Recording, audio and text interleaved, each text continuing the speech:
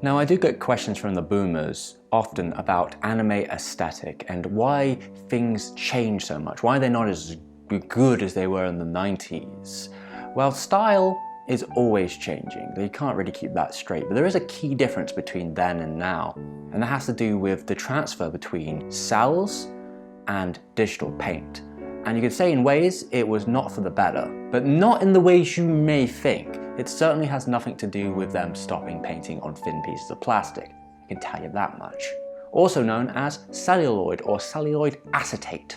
Yes, it was thin plastic you would paint on and layer up until you have a full moving image. Now, why are cels particularly? Well, for a time that was the best way to create colored animation where you had far more control than just painting directly on paper. But that was definitely changing when people entered the digital age.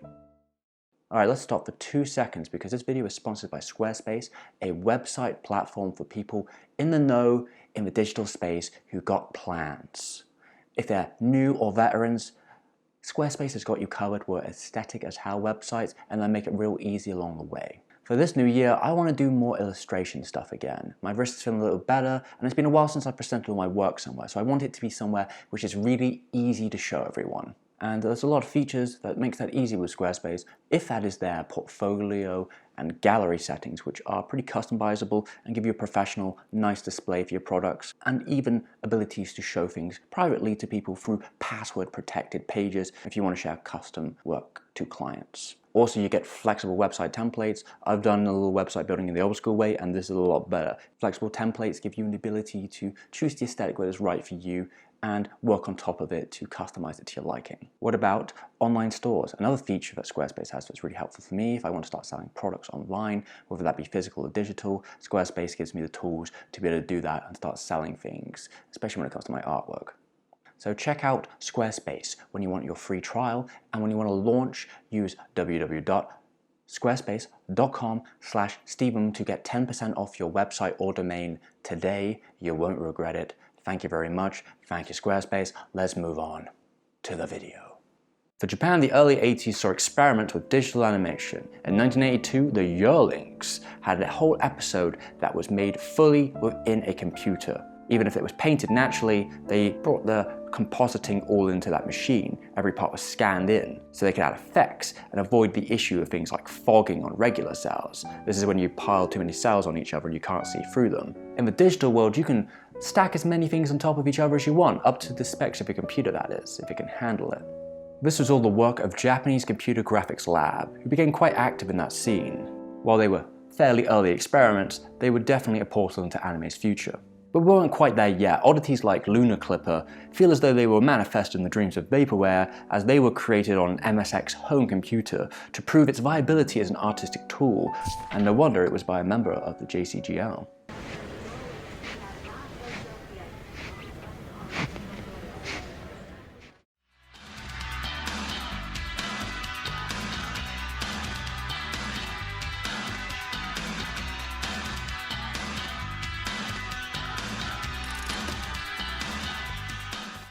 While the anime industry was not ready for that full transfer yet, they started using it in small ways. But things were changing pretty quickly, as the States had already kind of made the decision for the rest of the world as they slowly transferred towards digital paint. It was pretty much inescapable by the beginning of the 90s, but this would be the future. The king of cost-cutting, Hanna-Barbera, had already written it on the wall. And Imagica, a Japanese company who deals with this sort of digital side of this, had already said that if we cannot avoid this method, the earlier the better. That's where Japanese company Celeste comes in, who are now known as the titans behind Clip Studio Paint. Well, in the early 90s, they started creating the first digital paint tools for Japan, and it became used quite predominantly through the entire industry.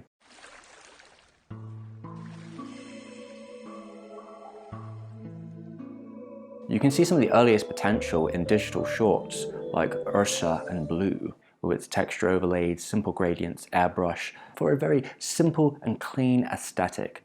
Something that could be considered pretty similar to Franco-Belgian comics. It's definitely one of the most beautiful shorts ever created, and the atmosphere is so thick, with the music really piling on top of that. It's pretty nostalgic for someone who's grown up in the digital paint era. It came out fully formed and won a Nobura of Fuji award back in the early 90s. It definitely showed the potential of this equipment, and they made several other shorts under the same director. But these were more small time. What really affected the change in a massive way was when Studio Ghibli decided to create its own digital department with Princess Mononoke, as over 10% of that movie was digitally processed, especially for its CGI shots, all digitally painted. Another issue really came with the scarcity of physical items. Now with digital, it takes some interesting side effects. Obviously there's going to be reduced costs and scale, less equipment, less space taken up. With a movie as big as Princess Mononoke, they physically couldn't get as much paint as they actually needed for the production. So the idea of moving towards digital was almost a necessity in certain parts of the movie. And Studio Ghibli doing this opened up the doors for many other studios to see it as the right time. And there were definitely some who'd already been thinking about it, like Toei Animation, for example. デジタル制作については第4作目の鬼太郎1998年のスタートの鬼太郎から始まりましたけれども、本格的には2000年に入ってからほとんど全ての作品がデジタル。They'd moved very quickly, going towards scanning instead of the Xerox machine so they can pass it on to their international partners. Also, the studio saw it as a net benefit because they got a lot of savings out of it from the studio cost, especially when you consider that in 1998, they had effectively stopped producing cels within Japan, which means you'd have to import them from other countries if you really wanted to continue this, which is only going to up the cost.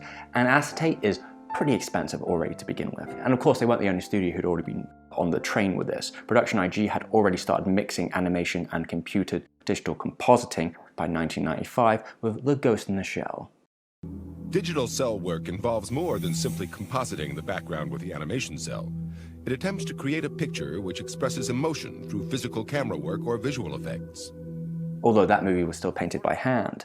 However, that was until Blood, The Last Vampire. It claims itself to be the first digitally painted anime movie, but that's absolutely not true, because even in that same year, Toei released Digimon R War Game.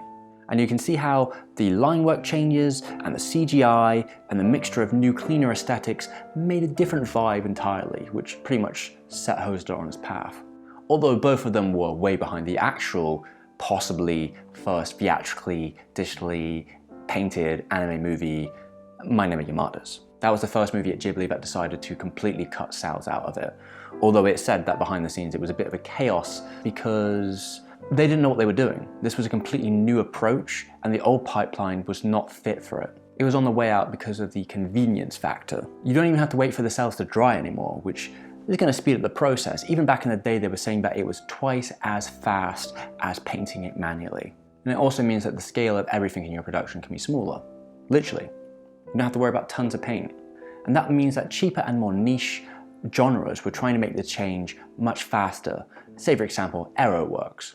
Hey, I have been recording outside the studio this week, so things are a little bit different than they usually are. I hope that's okay, things might be a little bit off, but I have to give thanks to everyone who supports the videos by liking, sharing, commenting, and especially on my Patreon. Like my patrons, they make this all possible. With their support, I have to be incredibly thankful of what they've given this channel, including people like Lenny, Tim James Richards, Stratogen, Stratos, Chunks, Jay, Foxmolder, OT, Paul, Steven's Mum, Subsofa, Systematic, Karen, Nick, Doji, Peter, Yegor, Vic Boss, and DTB. Thank you so much for all the support, including everyone else here, and even the smallest things. I hope people have been enjoying the Steven's Anime Colony series. We've been doing, there's quite a couple of them now. It's a bit more vloggy, a bit more casual, but I think it's fun for people who want to watch it. I'm also hoping to do maybe some Patreon exclusive videos, more edited content soon enough, which I'll talk about a bit later. Anyway, thank you so much. Let's get back to the video. Now, Imagika had some problems on their hands with this situation because the thing with digital colors on a screen is getting them onto film, not always that easy to match the colors between those two worlds. So they ended up having to make tools that made that much easier for studios. Beforehand, there was always a bit of a nightmare when they took the traditional cel animated stuff and tried to shove the CG digital aspect in the frame without the colors completely messing you around or having to do massive trial and error to get them as correct as you can.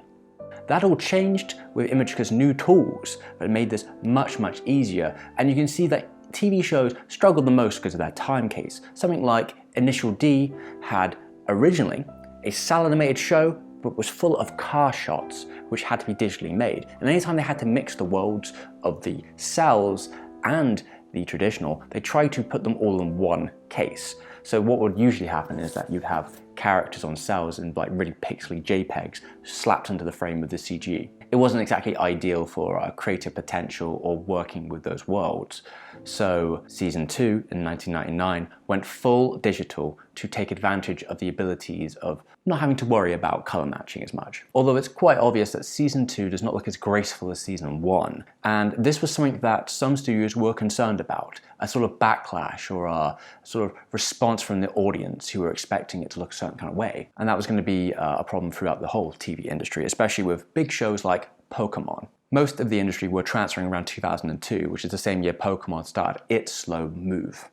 Although they were worried about the backlash and some of the response, so they tried to slow the transition by adding distortion, noise, and effects to the digital version to make it similar to the cel one, so it had that sort of more warm feeling, and they would slowly, as time went on, transition to a fuller, cleaner look as they get more used to the tech.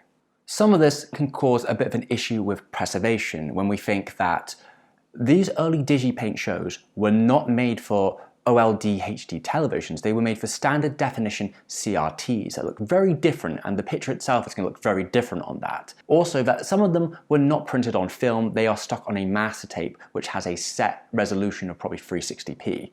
So when you actually try and preserve them or move them to a different version of media, it can be quite hard to actually upscale them to those new resolutions because you do not have the detail to work with that you might have in film.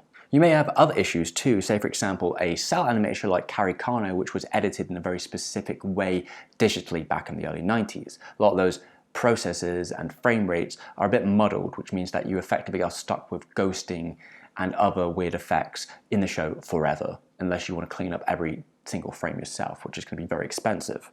Some companies though, like Discotech, work together with AI upscaling to try and get their best out of the picture, say for example with the first series of Digimon, which they did a pretty great job in their restoration for. You know, Brian Eno once said that the imperfections of a medium tend to define it when we move on to the next version. Whatever you now find weird, ugly, uncomfortable, and nasty about this new medium will surely become its signature. CD's distortion, the jitterness of digital video, and the crap sound of 8-bit. All of those are cherished and emulated, as now they can be avoided. It's the sound of failure. So much modern art is the sound of things going out of control, of pushing a medium past its limits and breaking apart. It's certainly possible those early DigiPaint shows will get their own sort of revival in aesthetic from those who grew up with them and were interested in that very specific look that they embodied during that time period. We could look at this like the WebGen generation, who were pushing the medium of 2D early paints as far as they could with messing around and experimenting. It really did prove that this material was in some ways revolutionary for the individual artist who could now become an entire production as long as they had the time and effort behind themselves. Someone like Shinkai makes an entire movie on his own pretty much over 7 months because he can and because he knows how to get the best out of that tech. For Shinkai, he wanted to model this like the lifestyle of a manga artist or novelist, someone who can create his work alone, basically. I think it's fair to say that the process of cel animation was always going to be temporary because anime and animation is a product, and if something more convenient comes along, of course they're going to take it up because the costs of the cel process are already kind of ridiculous. If you ever had to do it yourself, it's very silly. As reported by Asahi Shimbun, the last cel animated show in Japan was Sasaya-san, who kept it up all the way to 2013. And before then, I think they had been going as the last one from 2007 onwards. However, we can actually see some interesting developments with the technologies since that time of the early days. You can attach those qualities now to new tech, and you can use them to capture the aesthetics of older shows by using lots of different effects in your compositing After Effects. To a pretty high degree if you look at what Gundam has been doing lately. They came a long way from what we saw in those Sailor movies in the 2000s. Gotta hit me first. I'm not backing down. But there were unintended consequences with this move as well, especially when it comes to the exploitation of labor. You know, things had gotten more individual. The current ways people have been trained were completely removed. You couldn't bring people up the same way because it had all been snapped into different places. Lots of freelancing, lots of splintering of the in-house methods were now no good. And what came with that also is what some might call the layout crisis, as the way things were used to be done changed, but the way now things are done do not replace it in an effective way. And without the effective layout, which is the foundation of the animation, you're creating ever more splintered animation cuts that do not move within the same spaces. And with that too, the new digital revolution came more shows than could possibly ever be made. 2006 is still the biggest year on anime per minute in television history. And that's a lot of stuff coming out. And you can see from the $2,000, that number just keeps going up and up and up. And with more shows comes more responsibilities for the staff, who have to produce more for less pay. And it causes more degradation of an industry that already had a lot of problems in that area. Which has only gotten worse over time as there becomes little time for feedback or reflection on individual animators' runs, as they will be moving from cut to cut to cut. But the medium is just a tool. It is the people behind those works from all over the world that make them possible and make them great. And right now they're making too much stuff for too little pay and with ridiculous deadlines. And that's the true death of classic anime. Pay people more, I guess. Treat artists better.